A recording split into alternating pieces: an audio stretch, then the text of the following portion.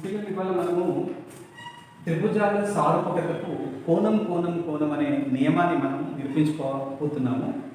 అయితే రెండు పటాలు అంటే రెండు బహుభుజ పటాలు ఎప్పుడు సారూపకతను కలిగి ఉంటాయి, ఎప్పుడు స్వరూప త్రిభుజాలు కానీ స్వరూప చతుర్భుజాలు కానీ స్వరూప పంచభుజి పటాలు కానీ ఇవన్నీ ఎప్పుడు అవుతాయి అంటే, ఏ కండిషన్స్ మీద అవుతాయంటే అవి రెండు కండిషన్స్ తప్పనిసరి పాటించాలి. మొదటి కండిషన్ ఏంటంటే ఆ రెండు పటాల యొక్క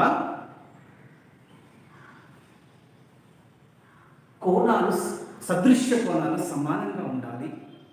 అంతేకాకుండా సదృశ్య భుజాల నిష్పత్తులు సమానంగా ఉండాలి. అలా ఉన్నట్లయితే ఆ రెండు పటాలను మనము సరుపత్తులు కలిగి ఉన్నాయని చెప్తాం అన్నమాట. అంటే ఇప్పుడు ఎగ్జాంపుల్ ఫస్ట్ త్రిభుజాల యొక్క ఈ రెండు త్రిభుజాలు కనుక తీసుకున్నట్లయితే మొదట మనకు ఒకటో condition AB/DE is equal to, అంటే దీనికి అనురూప భుజం ఇది అవుతుంది కాబట్టి AB/DE ఈజ్ ఈక్వల్ టు మనము BC/EF is equal to AC/DF. ఇది ఒక కండిషన్ సాటిస్ఫై కావాలి. రెండవ కండిషన్ వారి అనురూప కోణాలు, అంటే ఇక్కడ ఉన్న ఏ కోణానికి అక్కడ ఉన్న D కోణం సమానం కావాలి, ఇక్కడ ఉన్న B కోణానికి అక్కడ ఉన్న E కోణం సమానం కావాలి, ఇక్కడ ఉన్న C కోణానికి అక్కడ ఉన్న F కోణం సమానం. ఈ రెండు పాటిస్తేనే ఆ రెండు పటాలు మనము సారూపకతను కలిగి ఉన్నాయని చెప్తాం. అడుగుతారు మేము, ఎప్పుడు రెండు బహుభుజులు సారూపకతను కలిగి ఉంటాయి అని అడుగుతారు ప్రశ్న. అప్పుడు మీరు ఇచ్చే సమాధానం ఏంటంటే ఆ రెండు పటాలు తప్పనిసరిగా వారి యొక్క అనురూప భుజాల నిష్పత్తులు సమానంగా ఉండాలి మరియు అనురూప కోణాలు సమానంగా ఉండాలని మీరు ఆన్సర్ చెప్పవచ్చు. Clear children? ఇప్పుడు మరి మన సిద్ధాంతం ఏంటంటే ఇక్కడికి వచ్చేటప్పటికి ఈ సిద్ధాంతం పేరు కోణం కోణం కోణం నియమం. అంటే ఇక్కడ ఏమంటాడు, మీరు అన్నట్టు మనం అనుకున్నట్టుగా ఏ పటానికైనా రెండు కండిషన్లు సాటిస్ఫై అయితేనే అవి యాక్సెప్ట్ అని అంటాను కదా. ఇక్కడ ఏమంటాడు, ఒకటే కండిషన్ ఇచ్చింది, కోణం కోణం కోణం సదృశ కోణాలు సమానం. ఒప్పుకోండి, ఆ త్రిభుజాలు రెండు కూడా సరుపకత కలిగి ఉంటే ఒప్పుకోమని అంటాడు. ఎందుకు ఒప్పుకుంటాం మనం? అట్లా ఒప్పుకోవాలి అంటే అది తప్పనిసరి భుజాల నిష్పత్తులు కూడా సమానం అని ఉండాలి. అంటే వాడేమంటున్నాడంటే, బాబు ఇక్కడ కోణాలు సమానమైతే వాని అనురూప భుజాలు ఆటోమేటిక్గా ఇక్కడ కూడా అనురూప భుజాల నిష్పత్తులు సమానంగా ఉంటాయని చెప్పేసి తను అంటున్నాడు అనమాట. నిజమేనా మరి తను అన్నది నిజమైతుందా కాదా మనం ప్రూఫ్ చేయాల్సి ఉంటుంది. అంటే అక్కడ తన కోణాలు ఇస్తే మనం భుజాలు కూడా అయితానే అనే ఒకసారి చెక్ చేసుకున్నట్లయితే ఒకవేళ అయినాయి అనుకోండి, ఇంకా నెక్స్ట్ నుంచి మనం ఎక్కడ కోణం కోణం కోణం ఈక్వల్ అయిన ఈ రెండు భుజాల కన్నా ఆ రెండింటిని స్వరూపాలని మనం ఒప్పుకోవచ్చు. ఎప్పుడు? ఈ ప్రూఫ్ తర్వాత నుంచి. సరే, ఈ ప్రూఫ్కి వెళ్దాం. దత్తాంశం చూద్దాం. మనకు త్రిభుజం ఏబిసిలో మనకి ఇచ్చిన ఏంటి అంటే కోణం A ఈజ్ ఈక్వల్ టు కోణం D అని ఇవ్వడం జరిగింది. అంతేకాకుండా కోణం B ఈజ్ ఈక్వల్ టు కోణం E1 ఇవ్వడం జరిగింది. అదేవిధంగా కోణం C ఈజ్ ఈక్వల్ టు కోణం F. ఇది మనకు ఇచ్చినటువంటి కండిషన్. బాబు నేను ఈ రెండు త్రిభుజాలు కూడా ఈక్వి యాంగులర్ ట్రయాంగిల్స్, అంటే వాటి సదృశ్య కోణాలు సమానం. అతను మనల్ని ప్రూవ్ చేయమనేది ఏంటంటే మరి కోణాలు సమానమైతే వారి అనురూప భుజాలు కూడా ఒకే నిష్పత్తిలోకి వస్తాయా అంటే AB/DE is equal to show AC/DF is equal to BC/EF అని మనం ప్రూవ్ చేసి తర్వాత తద్వారా మనం ఏం యాక్సెప్ట్ చేయొచ్చు, త్రిభుజం ABC ఈజ్ సిమిలర్ టు త్రిభుజం DEF అని మనం యాక్సెప్ట్ చేయొచ్చు. ఇది యాక్సెప్ట్ చేయాలి అంటే ఈ రెండు కండిషన్లు సాటిస్ఫై కావాలి. వాడు ఒక కండిషన్ ఇచ్చాడు, ఆ కండిషన్ ఇవ్వడం వల్ల ఇది సాటిస్ఫై అవుతుందా లేదా మనం ఒకసారి చెక్ చేద్దాం. దానికంటే ముందు ఒక చిన్న నిర్మాణం కావాలి మన. ఆ నిర్మాణం ఏంటంటే ఈ DE ఎంత పొడవైతే ఉందో, ఈ D ఎంత ఉందో అంత భుజాన్ని నేను ఒక బిందువుని తీసుకున్నా. ఇక్కడ ఎగ్జాంపుల్ K అని తీసుకున్నా, ఇక్కడ L అని తీసుకున్నా. ఈ బిందువులో ఇష్టం వచ్చినట్టు తీసుకోకుండా ఈ పొడవు ఎంత ఉందో అంత పొడవు చూసుకొని ఇక్కడ పెట్టుకున్నాను. ఇది కూడా సమానంగా ఇక్కడ ఉండేది చూసి పెట్టేసి ఈ రెండు బిందువులను కలిపాను. అదే నేను ఇక్కడ రాయబోతున్నాను. నిర్మాణం ఏం చేశానంటే K, L ఎక్కడెక్కడ గుర్తించిన AB, AC లపై వరుసగా గుర్తించింది. వరుసగా గుర్తించి మరియు వరుసగా ఒక పని చేద్దాం కదా, వరుసగా ఎలా ఉండినట్లుగా అంటే DE is equal to AK DF is equal to AL ఉండేట్టుగా ఉండునట్లుగా గుర్తించి కలిపితే. Okay children, right. ఇంకా ప్రూఫ్లోకి వెళ్ళిపోదాం మనం. ప్రూఫ్లోకి వెళ్ళిపోయినప్పుడు మొదట నేను ఇక్కడ కొత్తగా ఏర్పడినటువంటి ఈ త్రిభుజం అంటే ఏపీఎల్ త్రిభుజములు డిఎఫ్ త్రిభుజం ఎలా ఉన్నాయో ఒకసారి గమనిద్దాం. త్రిభుజం నేను డిఎఫ్ త్రిభుజం తీసుకున్నాను.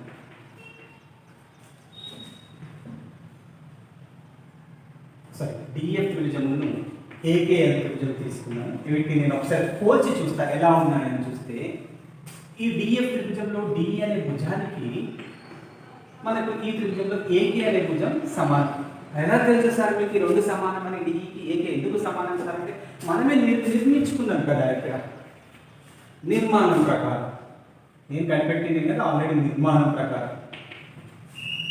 ఓకే, అదేవిధంగా ఇందులో ఉన్నటువంటి డి కోణానికి అందులో ఉన్నటువంటి ఏ కోణం సమానం, డికి ఏ సమానం. ఇది ఎట్లా తెలిసింది సార్ అంటే ఇది ఆల్రెడీ దత్తాంశం ప్రకారం D is equal to A. Okay, D is equal to A అయింది కదా. తర్వాత అందులో ఉన్నటువంటి డిఎఫ్ ఈజ్ ఈక్వల్ టు ఇందులో ఉన్నటువంటి ఏఎల్ ఇవి కూడా సమానం. ఎందుకు సమానం సార్ అంటే ఇది కూడా నిర్మాణ క్రమము ప్రకారం రాయడం, నిర్మాణ క్రమం ప్రకారం. ఓకే, అప్పుడు ఈ రెండు త్రిభుజాలు అంటే త్రిభుజం ఏబిసి సరే త్రిభుజం డిఎఫ్ త్రిభుజం ఏకేఎల్లో మరి మనకు కొన్ని కాంగ్రుయెన్స్ రూల్స్ని సర్వసమాన యాక్సిమ్స్ అంటే డిఎఫ్ ఇవి ఏం పాటించింది కదా, భుజము కోణము భుజము అణువు సర్వసమాన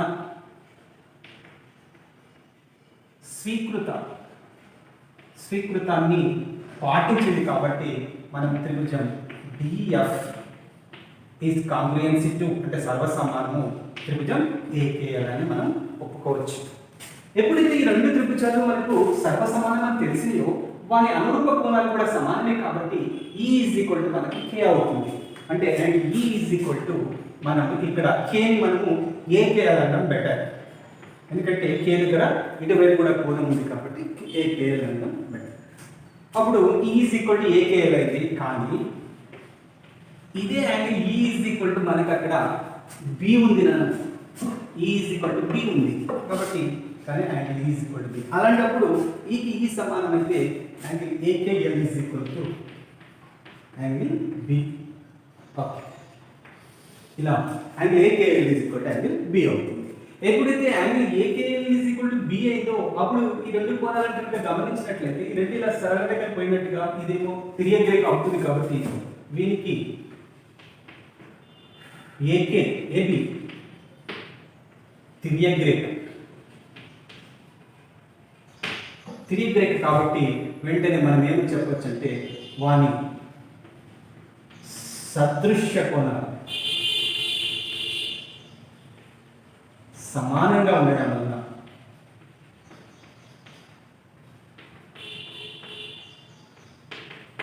వలన మనం ఏం యాక్సెప్ట్ చేయొచ్చు అంటే KL is parallel to BC అంటే కేఎల్ అనేది బీసీకి సమాంతరంగా ఉంది అని చెప్పొచ్చు. ఎప్పుడైతే ఒక త్రిభుజంలో ఒక భుజము ఒక భుజానికి ఒక త్రిభుజంలో ఒక భుజానికి సమాంతరంగా ఉందంటే వెంటనే బేసిక్ ప్రపోర్షనాలిటీ థీరం ప్రాథమిక అనుపాత సిద్ధాంతం ఇక్కడ రాయండి. ప్రాథమిక అనుపాత సిద్ధాంతం ప్రకారము మనం ఏం ఒప్పుకోవచ్చు అంటే ఏబి బై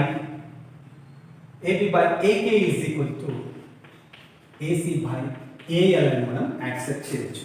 అయితే ఈ ఏకే అనేది మనకు ఆల్రెడీ మనకు నిర్మాణ క్రమంలో రాసుకున్నాం. ఏకే అంటే డికి అని, ఏఎల్ అంటే డిఎఫ్ అని ఉంది కాబట్టి వెంటనే నేను ఇక్కడ ఏం రాస్తున్నా ఏబి బై ఏకేకి బదులు డిఈ రాస్తున్నా, ఏసీ బై ఏఎల్కు బదులు ఏం రాస్తున్నాను డిఎఫ్ రాస్తున్నా. ఇది సమీకరణం 1. మీరు రాసింది ఇక్కడ రాయండి. ఇది నిర్మాణ క్రమం ప్రకారము ఈ పదాలు ఇక్కడ రాయండి. డిఈ ఈక్వల్ టు ఏకే అని డిఎఫ్ ఈక్వల్ టు, ఇది సమీకరణం 1. మరి మనము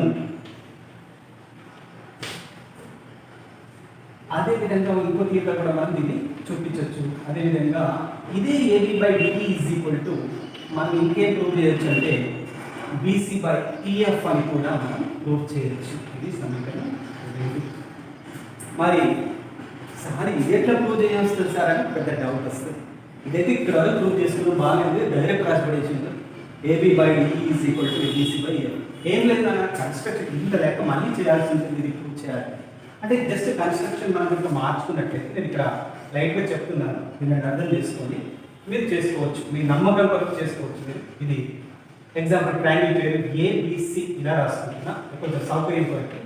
తర్వాత ఈ ట్రయాంగిల్ డిఈఎఫ్ అని ఇలా రాసేసుకొని సేమ్ ఇది ఎంత పొడవు ఉందో అంత పొడవు తీసుకొని ఇక్కడ కే పెట్టినట్టు ఇక్కడ కే పెట్టుకున్నాం, ఈఎఫ్ అంత పొడవు ఎన్ పెట్టుకొని ఇలా తీసాం. అప్పుడు సేమ్ ఇక్కడ నిర్మించినట్టుగా ఈ రెండు త్రిభుజాలను మనం సర్వసమానం చూపించవచ్చు. ఎందుకంటే దీనికి ఇది సమానం, కోణానికి కోణం సమానం దత్తాంశం ప్రకారం, ఇది నిర్మాణం ప్రకారం. ఈ రెండు త్రిభుజాలు సేమ్ చూసే ఇక్కడ వరకు మనం వచ్చేస్తాం సర్వసమానం. ఈ రెండు త్రిభుజాలు సర్వసమానం అవ్వడం వల్ల ఈ కోణానికి ఈ కోణం సమానం, కానీ ఆల్రెడీ ఈ కోణానికి ఈ కోణం సమానం అంటే ఈ రెండు సమానం. అప్పుడు ఈ రేఖకి సమాంతరంగా పోతుంది. ఈ రెండు పోతున్నాయి కాబట్టి మనకి AB by BK is equal to AC by ఏమంటాం బిఎల్ అంటాం. మరి ఏబి బై ఈ బీకే తీసిపడేసి దాని ప్లేస్లో డిఈని రాస్తారు, ఎందుకంటే ఇక్కడ సంబంధమే కదా. అంటే ఏమొచ్చింది AB by DE is equal to ఇక్కడ కూడా ఏసీ బై బిఎల్ అనకుండా ఈఎల్ అంటాం. అంటే ఏమొచ్చింది మనకు డిసి బై ఈఎఫ్ వచ్చేసింది. అంటే అదే ఇక్కడ AB by DE is equal to BC by EF వస్తుంది. మరి ఇంత పెద్దగా అవుతుంది కాబట్టి మనం ఏమనుకుంటాం, ఇంకా దాన్ని యాక్సెప్ట్ చేయకుండా అది చేయకుండా ప్రాబ్లమ్ని మామూలుగా అదే విధంగా అని చెప్పేసి రాస్తే సరిపోతుంది. అప్పుడు 1 మరియు 2ల నుండి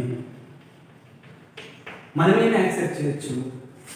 ఒకటోది ఏంటి మనకి AB by DE is equal to AC by లేదా ఇది రాసుకుంటాం BC by EF is equal to ఇది AB by DE is equal to మనకి ఏసీ బై డిఎఫ్. ఒక్కసారి ఆలోచించండి నాన్న, మనకు ఇక్కడ కోణాలు సమానం, ఈక్వే యాంగులర్ ట్రయాంగిల్స్ అని ఇచ్చాడు.